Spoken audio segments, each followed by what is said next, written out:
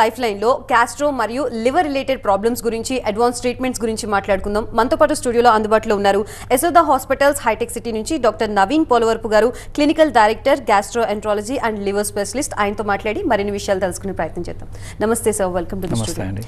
So first of all, ఈ gastro and liver related problems కి major reasons ఏంటి?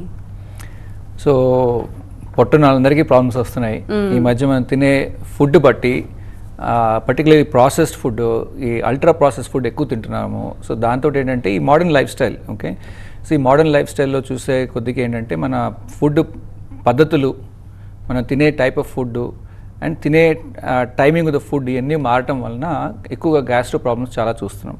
In fact I started my practice 20 years back, 25 years back actually.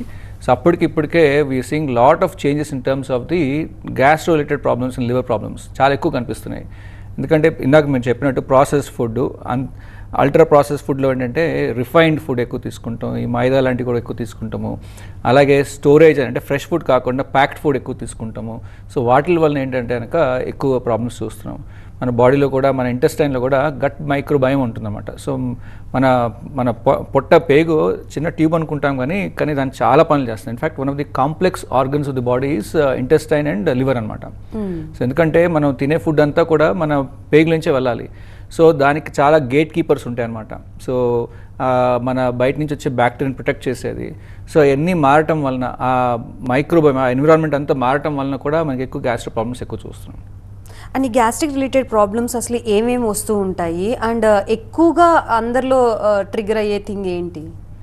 అంటే మనం అంటాం కదా, మనం తినే ఫుడ్ పట్టే మన మనిషి ఎట్లా ఉంటారు అనేది. సో ఇన్ఫ్యాక్ట్ మనం దీన్ని చిన్న పేగుని మనము చిన్న మెదడు అంటాం, స్మాల్ బ్రెయిన్ అంటాం. ఎందుకంటే మనం తినే ఫుడ్ పట్టే మన ప్రాసెస్, మన బాడీ ఎట్లా ఉంటుందో తెలుస్తుంది అనమాట. Healthy habits, healthy food eating habits particularly ఉంటే కనుక వాళ్ళ బాడీ కూడా హెల్దీగా ఉంటుంది. సో మనం అందరూ అంటాం మైండ్ హెల్దీగా ఉండాలి, మనకంటే the best organ or the most important organ మనం ఏమంటాం ఇప్పుడు, హార్ట్, బ్రెయిన్ అంటాం. ఓకే, మనకి మంచిగా మూడ్ ఉండాలి, ఇమ్యూనిటీ బెటర్గా ఉండాలి, రైట్. అలాగే మనకి ఇన్ఫెక్షన్స్ రాకుండా దూరంగా ఉండాలి.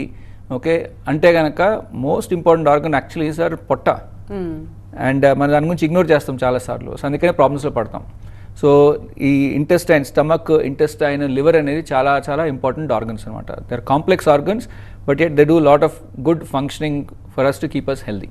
అండ్ ఈ ప్రాబ్లమ్స్ అన్నిటినీ ఎప్పుడు సాధారణంగా భావించాలి, ఎప్పుడు డాక్టర్ని కన్సర్న్ అవ్వాలి? యా, వెరీ గుడ్ క్వశ్చన్ అండి.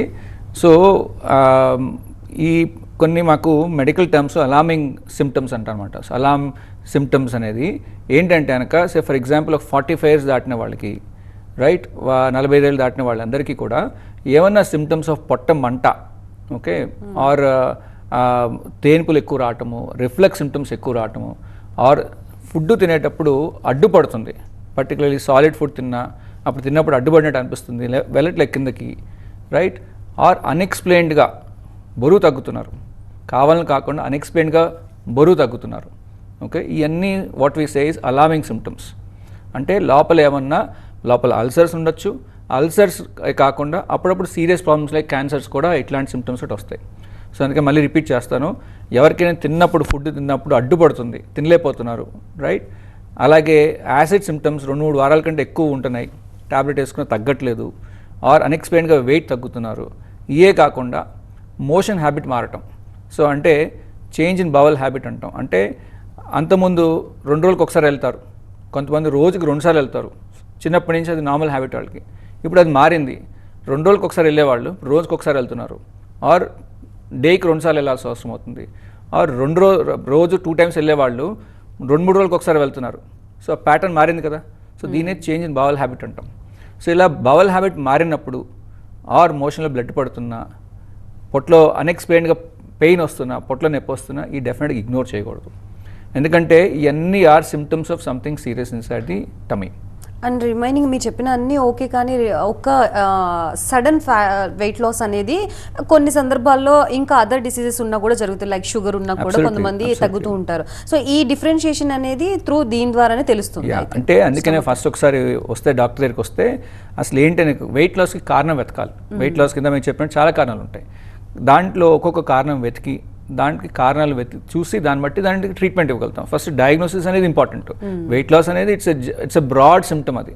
ఓకే, సో దానికి కారణాలు వెతికి అప్పుడు దాన్ని బట్టి ట్రీట్మెంట్ ఇవ్వాలి. సో ఈ గ్యాస్ట్రో రిలేటెడ్ ప్రాబ్లమ్స్కి డయాగ్నైజింగ్ ప్రాసెస్ ఏ విధంగా ఉంటుంది, ఎలాంటి టెస్ట్లు అవసరం పడుతూ ఉంటాయి? Yeah, so very good question అండి again. So first important thing is మనందరం ప్రజలందరం కూడా అసలు సిమ్టమ్స్ ఎందుకు, ఈ ప్రాబ్లమ్స్ ఏమున్నాయి, ఈ ప్రాబ్లమ్స్కి వచ్చే సిమ్టమ్స్ ఏంటి, ఎప్పుడు మనం భయపడాలి, ఎప్పుడు భయపడకూడదు, పర్లేదు మందులతో ట్రై చేయొచ్చు అనేది మనం తెలుసుకోవాలి. ఆ అవగాహన ఉంటే అప్పుడు నెక్స్ట్ మనము ఏ టైప్ ఆఫ్ ట్రీట్మెంట్, ఏ టైప్ ఆఫ్ టెస్టులు చేయాలి ఫస్ట్ మనకి తెలవడానికి అనేది ఈజీగా అవుతుంది అనమాట. సో అందుకని అసెస్మెంట్ అనేది చాలా ఇంపార్టెంట్. సో పేషెంట్ మా దగ్గరికి వచ్చారు, ఇవన్నీ సిమ్టమ్స్ జాగ్రత్తగా ఒక్కొక్కటి అసెస్ చేస్తాం అనమాట. దీంట్లో సిమ్టమ్స్లో ఎక్కడ అలార్మింగ్ సిమ్టమ్స్ ఉన్నాయి, ఎక్కడ భయపడాల్సి ఉంది, ఎక్కడ మన మందులతో సరిపోతుంది, మందులలో కూడా ఏ టైప్ ఆఫ్ మందులు ఇవ్వాలి అన్నీ మేము అసెస్ చేస్తూ ఉంటాం అనమాట. చేసిన తర్వాత ఎప్పుడైతే కనుక లేదు వీళ్ళకి పరీక్షలు చేయాలి అని అనుకుంటే కనుక సింపుల్ పరీక్షలు స్టార్ట్ విత్ బ్లడ్ టెస్ట్, అలాగే అవసరమైతే పొట్ట స్కాన్, అల్ట్రాసౌండ్ స్కాన్ కాకుండా అలాగే వాళ్ళ పొట్టలో మంట అనిపిస్తుంది, ఒకవేళ మంట లాంటి ప్రాబ్లమ్స్ ఉంటే కనుక చిన్న కెమెరా నోట్లోంచి వేస్తాం. ఓకే, నోట్లోంచి వేసి పొట్టలోకి వెళ్ళి చూసి దాంట్లో ఏమన్నా అల్సర్స్ ఉన్నాయా, పేగులో పోతుందా, ఇన్ఫెక్షన్ ఉందా, అలాంటివి మనం తెలుసుకోవడానికి ప్రయత్నించవచ్చు. సో ఇవన్నీ కూడా సింపుల్ టెస్ట్లే, పెద్ద భయపడాల్సిన టెస్టులు కాదు. ఎండోస్కోపీ అని కొంతమంది భయపడతారు, బట్ ఈ రోజుల్లో చాలా మందికి మనం మత్తిచ్చి చేస్తాం. సో అసలు ఎప్పుడు కెమెరా లోపలికి వెళ్ళింది, ఎప్పుడు బయటకు వచ్చింది కూడా తెలియదు. ఇన్ఫ్యాక్ట్ కెమెరా మన పెన్ కంటే సన్నగా ఉంటుంది కెమెరా. ఓకే, మనం ఫుడ్ తింటాం చూసారా, ఫుడ్ తిన్నప్పుడు మనం ముద్ద లోపలికి వెళ్తుంది కదా, ఆ ముద్ద వచ్చే ఉండ కంటే సన్నగా ఉంటుంది కెమెరా. మనం ముద్ద మింగగలిగినప్పుడు కెమెరా కూడా మింగలుగుతాం కదా. మన భయం ఏంటంటే మనం ఎక్కడ గాలి పీల్చుకోలేమో అని చెప్పి భయపడతాం మనం. కానీ కెమెరా చేసేటప్పుడు గాలి పీల్చుకునే పైప్ ముట్టుకోం అసలు, మనకు ఓన్లీ ఫుడ్ పైప్లోనే వెళ్తాం.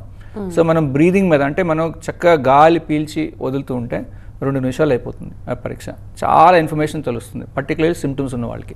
సో ఈ డయాగ్నైజింగ్ ప్రాసెస్ ముందు పేషెంట్స్ అందరికీ ఉండే టెన్షనే ఇది. అయితే మీరు వాళ్ళని కన్సోల్ చేయడానికి ఎలాంటి భరోసా ఇస్తూ ఉంటారు, ఏం జరగదమ్మా వాళ్ళు ఈజీగా చేయించుకోవడం? Absolutely, so that's very important అండి. ఎందుకంటే చాలా మంది వచ్చినప్పుడు భయపడతారు, ఈ కెమెరా అంటే అని అంటారు మీరు చెప్పినట్టు.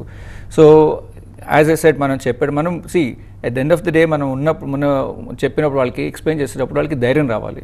ఓకే, సో ఇన్ఫ్యాక్ట్ నేను కూడా చేయించుకున్నాను ఎండోస్కోపీ అప్పుడప్పుడు.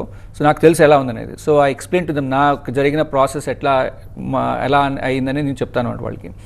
సో మోస్ట్ ఇంపార్టెంట్ థింగ్, మీరు గాలి పీల్చుకుంటూ ఆపాల్సిన అవసరం లేదు, మీరు గాలి పైపు ముట్టుకోవట్లేదు, మంచిగా breathe in and breathe out, చక్కగా గాలి పీల్చుకొని వదులుతుంటే స్లోగా మంచిగా బ్రీదింగ్ చేస్తే ఈజీగా స్మూత్గా అయిపోతుంది. రెండోది ఏంటంటే కనుక మీరు కొంచెం గొంతులో వచ్చినప్పుడు కొంచెం మైల్డ్గా డిస్కంఫర్ట్ కొంతమందికి వస్తుంది, చాలామందికి రాదు. అండ్ మీరు గాలి పీల్చుకుంటాం ప్రాబ్లం లేదు కాబట్టి, మనకి చోకింగ్ సెన్సేషన్ రాదు కాబట్టి 2 నిమిషాలు లోపలికి వెళ్ళేసి వచ్చేస్తాం అంతే. సో హోల్ టెస్ట్ 2 నిమిషాలు అయిపోతుంది మామూలుగా. So simple test, and camera కూడా చాలా సన్న కెమెరా ఇందాక చెప్పినట్టు. సో ఇవన్నీ మన precaution, and we're all there కదా, మనం చేసేది కంట్రోల్ ఎన్విరాన్మెంట్లోనే హాస్పిటల్లోనే చేస్తున్నాము, ఏమైనా అయినా we're all there to look after them. So ఏమి అవుతుంది. ఇన్ఫ్యాక్ట్ చాలా మందికి అంటే కొంత వేల మంది చేసుకుంటారు. ఇన్ఫ్యాక్ట్ మీరు వేరే కంట్రీస్, జపాన్ లాంటి కంట్రీస్కి వెళ్తే కనుక ఈ ఎండోస్కోపీలు అనేది చాలా కామన్గా చేస్తారు, అంటే చాలా రెగ్యులర్గా పాపులేషన్ చేస్తారు.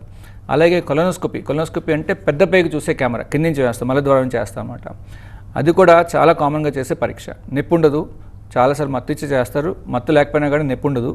ఈ కెమెరా ఎందుకంటే పెద్ద పేగు పరీక్ష, మనకి చిన్న పుట్టగొడుగుల్లాగా వస్తాయి, మన పేగులు వస్తాయి. ఆ పుట్టగొడుగులే మెల్లింగా over the number of years అది క్యాన్సర్గా మారుతుంది అనమాట. సో అదే మనం పుట్టగొడుగు స్టేజ్లో మనం తీసేసామనుకోండి, మనం అలా క్యాన్సర్ని మనం తొలగించవచ్చు. సో ఈ ప్రాసెస్ని మనము బవల్ క్యాన్సర్ స్క్రీనింగ్ ప్రోగ్రామ్ అంటాం. ఓకే, వెస్ట్రన్ కంట్రీస్లో అంటే ఎవరన్నా మన ఫ్రెండ్స్ కానీ ఫ్యామిలీ కానీ యూఎస్లో యూకేలో ఉంటే అని వాళ్ళని అడిగితే చెప్తారు. సో 45 years దాటిన ప్రతి ఒక్కరికి గవర్నమెంట్ నుంచి లెటర్ వస్తుంది. సో మీరు 45 years దాటారు, మీరు వచ్చి కొలనోస్కోపీ చేయించుకోండి, అంటే కెమెరా పరీక్ష చేయించుకోమని చెప్పని. ఓకే, అంటే నేను ఎందుకు చెప్తానంటే జనరల్ పాపులేషన్ కూడా స్క్రీనింగ్ చేస్తారు వెస్ట్రన్ కంట్రీస్లో. అన్ఫార్చునేట్లీ ఇండియాలో ఎవరు మనం చేయట్లేదు. సో ప్రెసెంట్ ఇక్కడ అంత అవేర్నెస్ లేదు. కానీ మన బాధ్యత, మన హెల్త్ మన బాధ్యత, రైట్? సో 45 years దాటిన ఒక్కళ్ళందరికీ కూడా డెఫినెట్గా వీరు advice to do a colonoscopy. ఎందుకంటే ఇందాక చెప్పండి పుట్టగొడుగుల పాలిప్స్ అని చెప్పాను చూసారా. సో 100 మందికి ఫర్ ఎగ్జాంపుల్ కొలనోస్కోపీ చేస్తే 10 మందికి ఈ పాలిప్స్ కనిపిస్తాయి. ఈ 10 మందికి మనం పాలిప్లు తీసేస్తే కనుక వాళ్ళందరికీ క్యాన్సర్ తొలగించేసినట్టే కదా. సో అట్లా 1990s ఆ టైంలో కోలాన్ క్యాన్సర్ నెంబర్ 1 క్యాన్సర్, అంటే నెంబర్ ఆఫ్ ఎన్ని వేగంగా పెరిగే క్యాన్సర్ నెంబర్ 1 క్యాన్సర్. ఈ క్యాన్సర్ స్క్రీనింగ్ ప్రోగ్రామ్ కొలనోస్కోపీ చేయడం వలన దాన్ని ఒకటే స్థానం నుంచి 8వ స్థానానికి నెట్టగలిగారు కిందకి. ఎందుకంటే బికాస్ ఈ కొలనోస్కోపీలు చేయడం వలన, ఈ పాలిప్లు ముందే తీసేయడం వలన మనం దాన్ని క్యాన్సర్ నిర్మూలించగలిగాం. సో ఈ పాలిప్స్ కనిపించాయి అని అంటే క్యాన్సర్ ఇనిషియల్ స్టేజ్ లో ఉంది అని మనం కన్సిడర్ చేయొచ్చు. ఈ టైప్ ఆఫ్ పాలిప్స్, ఇది పాలిప్స్ అంటాం మెడికల్ టర్మ్స్లో. ఈ పాలిప్స్ కనుక అలాగే వదిలేస్తే కొన్ని they will turn in to cancer over the number of 10 to 15 years అట్లా మెల్లింగా క్యాన్సర్గా మారుతాయి. అండ్ గ్యాస్ట్రో రిలేటెడ్ ప్రాబ్లమ్స్ని ఇనీషియల్గా ఎలా ఐడెంటిఫై చేయాలో చెప్పారు, సిమ్టమ్స్ ఎలా ఉంటాయని. అది ఎక్స్ట్రీమ్ లెవెల్కి వెళ్ళి నెగ్లెక్ట్ చేస్తే ఎలాంటి కాంప్లికేషన్స్ని ఫేస్ చేయాల్సి వస్తుంది? ఇదేనండి, ఇందాక మనం చెప్పినట్టు సిమ్టమ్స్ పెరుగుతూ ఉంటాయి. సిమ్టమ్స్ పెరిగి తర్వాత బ్లీడింగ్ రావటం, మోషనల్ blood. For example colon cancer తీసుకోండి. సో అలాగే పెరిగి కోలాన్ నుంచి బ్లీడింగ్ అవటము, ఓకే, వెయిట్ తగ్గిపోవటం, ఇవన్నీ ప్రాబ్లమ్స్ అలాగే ఉంటాయి. ఈ క్యాన్సర్ అక్కడే ఉండదు కదా, ఇది మొత్తం బాడీ అంతా పాకుతుంది. సో అక్కడే ఉంటే కనుక ఎప్పుడైనా కనుక క్యాన్సర్ కనుక ఎర్లీ స్టేజ్లో కనుక మనం డిటెక్ట్ చేయగలిగితే కనుక మంచి ట్రీట్మెంట్స్ ఉన్నాయి, క్యూర్ చేయొచ్చు, అంటే మొత్తం తొలగించేసేయచ్చు. అదే అక్కడ కాకుండా అది పాకిపోయి లివర్లోకి వెళ్ళింది, లంగ్స్లోకి వెళ్ళింది, ఆ క్యాన్సరు బ్రెయిన్లోకి వెళ్ళటం, బోన్లోకి వెళ్ళటం, అలా వెళ్ళిపోయిందంటే అది స్టేజ్ 4కి వెళ్ళిపోయినట్టే. సో ఆ స్టేజ్కి వెళ్ళినప్పుడు అన్ఫార్చునేట్లీ మనం పేగులో క్యాన్సర్ తీసినా ఆల్రెడీ పాకిపోయింది కదా వేరే పార్ట్స్ ఆఫ్ ది బాడీకి. సో అప్పుడు మనం క్యాన్సర్ని తొలగించలేం, దాన్ని ఓన్లీ కంట్రోల్ చేయగలుగుతాం. సో అంటే క్యూర్ చేయలేం. సో ఆ స్టేజ్ తెచ్చుకోకుండా ఉండాలంటే మనము ఫస్ట్ అవేర్నెస్ అనేది చాలా ఇంపార్టెంట్. అండ్ దానికంటే ముందు మోర్ ఇంపార్టెంట్ ఈజ్ అవేర్నెస్ కంటే ముందు దీంట్లో హెల్దీ ఈటింగ్ హ్యాబిట్స్ ఏంటి అనేది మనం తెలుసుకోవాలి. మనకి ఎన్ని రాకుండా ఎలా కాపాడుకోగలుగుతాం అనేది ఇంపార్టెంట్. సో ఎందుకంటే ఒక్కసారి క్యాన్సర్ వచ్చిన తర్వాత అప్పుడు మనం ఓన్లీ మనం ట్రీట్మెంటే చేయగలుగుతాం దాంట్లో, కానీ అది రాకుండా ఉండాలంటే కనుక మనం ఎన్ని జాగ్రత్తలు తీసుకోవాలి. ఈ గ్యాస్ట్రో రిలేటెడ్ ప్రాబ్లమ్స్కి సంబంధించి ఇప్పుడు అంటే ఎండోస్కోపీ ఇవన్నీ ద్వారా డయాగ్నోస్ చేసి ప్రాసెస్ చేస్తున్నారు. ప్రీవియస్గా అయితే ఎలా ఉండేది diagnosing process and treatment procedure? అప్పటికి ఇప్పటికి ఏం చేంజెస్ వచ్చాయి? సో ఈ ఎండోస్కోపీలు అన్నీ కూడా సుమారుగా అరౌండ్ 40-50 years నుంచే ఈ కెమెరా పరీక్షలు తెలుస్తుంది అనమాట. ఓకే, అంతకుముందు చాలాసార్లు సర్జరీ చేయాల్సి వచ్చేది. అప్పటికి కూడా చాలా లేట్ స్టేజెస్లో తెలిసేది అనమాట. లేట్ స్టేజ్లో తెలిసి పేగు బ్లాక్ అవటము, ఆరు బొక్క పట్టడం, హోల్ పర్ఫరేషన్ అంటాం, అలా స్టేజెస్కి వచ్చేంత వరకు తెలిసేది కాదు.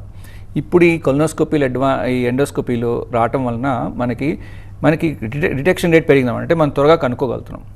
అదే కాకుండా ఇప్పుడు అడ్వాన్స్మెంట్స్ ఏంటంటే ఈ ఎండోస్కోపీ కొలనోస్కోపీల్లో కూడా మనకి ఇప్పుడు ఎట్లా మనకి కెమెరాలు చిన్నప్పటికి ఇప్పటికి ఎట్లా మనం మారినాయో అట్లాగే హై అండ్ డెఫినేషన్ కెమెరాస్ ఎండోస్కోపీలో ఉన్నాయన్నమాట. దీని ద్వారా ఏంటంటే కనుక మనం క్యాన్సర్ ఒకవేళ ఉన్నా కానీ ఎర్లీ స్టేజెస్లో మనం డిటెక్ట్ చేయగలుగుతాం. ఈ different types of advance techniques, ఈ లైట్ ఇమేజింగ్ టెక్నాలజీ ద్వారా we're able to detect the cancers at a very early stage. So early స్టేజ్లో క్యాన్సర్ ఉంటే కనుక మనము చాలాసార్లు ఈ మధ్య ఎండోస్కోపీ ద్వారా, అంటే సర్జరీ కాకుండా ఎండోస్కోపీ ద్వారా మనం తీయగలుగుతున్నాం. సరే, ఇవన్నీ ఏంటంటే మనకి క్యాన్సర్ మెల్లిమెల్లిగా పెరుగుతున్నాయి. వన్ ఏంటంటే మంచి కెమెరాస్ వచ్చినాయి కాబట్టి మనం డిటెక్ట్ చేయగలుగుతున్నాం మంచిగా. రెండోది ఏంటంటే మనకి క్యాన్సర్ ఇన్సిడెంట్స్ కూడా బాగా పెరుగుతున్నాయి. సో ఎందుకు? బికాస్ ఆఫ్ ది మన ఫుడ్ హ్యాబిట్స్ వలన. ఈ అల్ట్రా ప్రాసెస్ ఫుడ్ తీసుకుంటాము, ఓకే, అలాగే స్మోకింగ్, ఆల్కహాల్, ఇవన్నీ కూడా మనం అంతకుముందు కంటే ఇప్పుడు ఎక్కువ చూస్తున్నాం, రైట్? అండ్ ప్రాసెస్డ్ ఫుడ్ కూడా ఎక్కువ చూస్తున్నాం. These are all the causes for the cancer అనమాట. And coming to liver related ప్రాబ్లమ్స్కి వచ్చే ఫ్యాటీ లివర్ అంటే ఏంటి? అంటే మన బాడీలో లివర్లో మామూలుగా ఒక అప్ టు 5% లివర్లో ఫ్యాట్ ఉంటుందన్నమాట. అది నార్మల్ మనకి. ఓకే, ఈ 5% కంటే ఎక్కువ మన లివర్లో కొవ్వు చేరుకుంటూ మొదలెడితే దాన్ని ఫ్యాటీ లివర్ అంటాం. అండ్ ఫ్యాటీ లివర్ ప్రాబ్లము మన ప్రపంచంలోనే అతిపెద్ద సునామీ ప్రాబ్లం.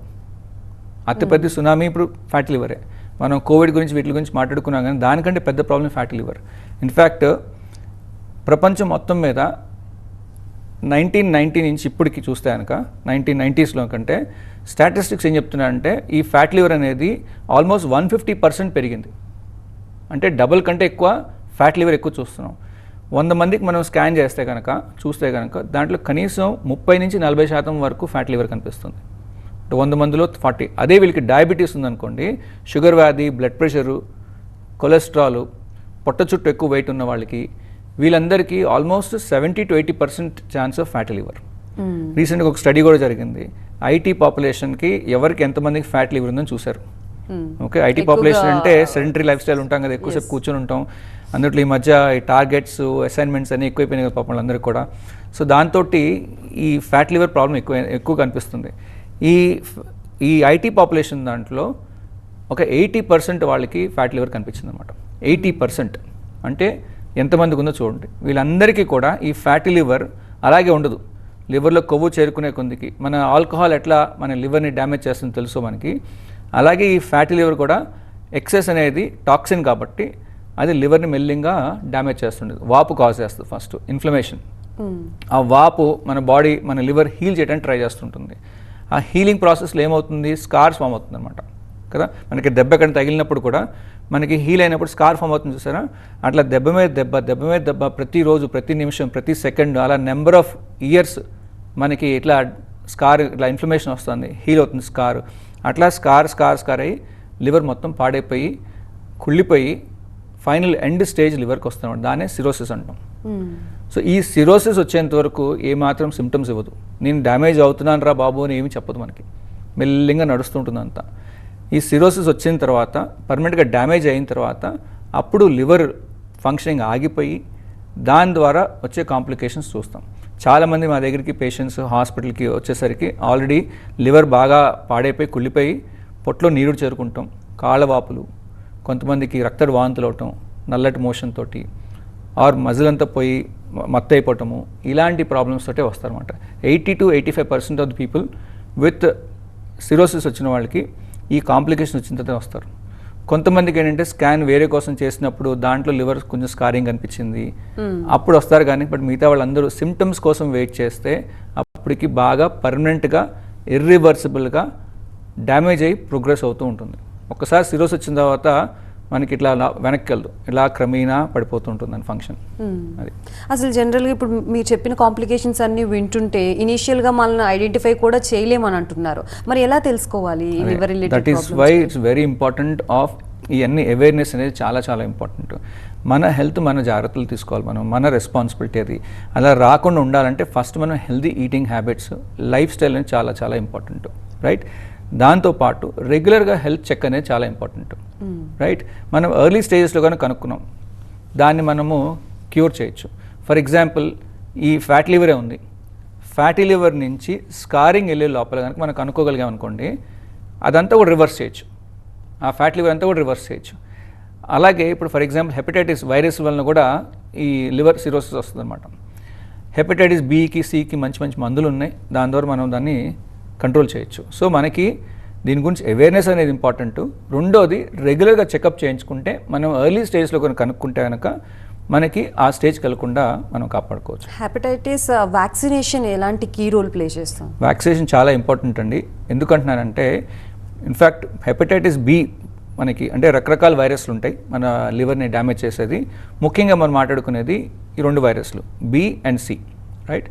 సో ఈ బి వైరస్ ఏంటంటే కనుక మన బాడీలో మనకు వచ్చి లివర్లో ఉన్న తర్వాత మెల్లిమెల్లిగా క్రమేణా ఇందాక చెప్పినట్టు డ్యామేజ్ చేస్తూ ఉంటుంది అనమాట. అడ్వాన్స్ స్టేజ్ వచ్చేంత వరకు ఇందాక చెప్పినట్టు ఏం సిమ్టమ్స్ రాదు. సో అందుకని ముందే చెక్ చేసుకుని అనుకోండి, మనం దాన్ని ప్రివెంట్ చేయొచ్చు. దాని ప్రాసెస్లో అందరూ కూడా హెపటైటిస్ ఉందో లేదో చెక్ చేసుకొని నెగిటివ్ ఉంటే కనుక, హెపటైటిస్ బి వైరస్ లేకపోతే కనుక వ్యాక్సినేషన్ చేయించుకుంటాం, టీకా. ఓకే, ఇన్ఫ్యాక్ట్ 2005 తర్వాత పుట్టిన ప్రతి పిల్లలకి, ప్రతి బేబీకి యూనివర్సల్ వ్యాక్సినేషన్ కింద అందరికీ హెపటైటిస్ వ్యాక్సినేషన్ చేసేస్తాం. అది హెపటైటిస్ బి ఇంజెక్షన్ ఇచ్చేస్తారన్నమాట. దానికంటే ముందు ఉన్న వాళ్ళకి మటుకు చెక్ చేయించుకొని నెగిటివ్ అయితే కనుక దయచేసి వ్యాక్సినేషన్ చేయించుకోండి. ఎందుకంటే 10 మందిలో 9 మందికి ఈ వైరస్ ఉందని కూడా తెలియదు వాళ్ళకి, మన చుట్టూనే తిరుగుతుంటారు. ఓకే, అండ్ ఈ వైరస్ జనరల్గా బ్లడ్ నుంచి బ్లడ్ పాకుతుంది. సో ఎవరికైనా మనకి కట్ అయింది, ఇంకోటి కూడా కట్ అయింది, మనకి రావచ్చు, బ్లడ్ నుంచి బ్లడ్ పాకుతుంది. అలాగే ఒకవేళ హై వైరల్ లోడ్ ఉంది, వైరస్ చాలా ఎక్కువ ఉంది, మోతాదు ఎక్కువ ఉంది నా దగ్గర, ఈ స్వెట్ నుంచి కూడా పాకుతుంది.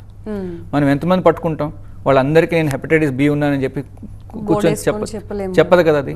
సో అలా తిరుగుతూ ఉంటారు జనాలందరూ, ఎవరికి ఉందో ఎవరికి లేదో తెలియదు. అండ్ ఇందాక చెప్పండి 10 మందిలో 9 మందికి వైరస్ ఉందని కూడా తెలియదు వాళ్ళకి, మన చుట్టూ తిరుగుతూ ఉంటారు. సో దానికంటే బెటర్ ఏంటి, మనకి ఇవన్నీ వచ్చిన తర్వాత బాధపడేదానికంటే రాకుండా ఉండాలంటే ఏం చేయాలి, వ్యాక్సినేషన్ తీసుకుంటాం.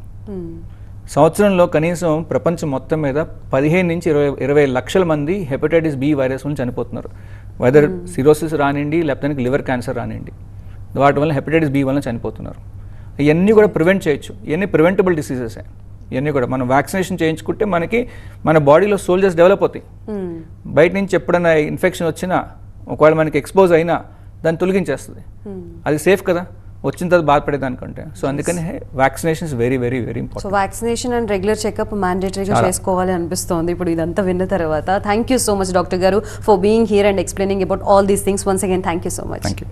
సో చూసారు కదా, ఇది వాళ్ళ లైఫ్ లైన్. మరొక లైఫ్ లైన్తో మళ్ళీ కలుద్దాం. అప్పటి వరకు చూస్తూనే ఉండండి TV9.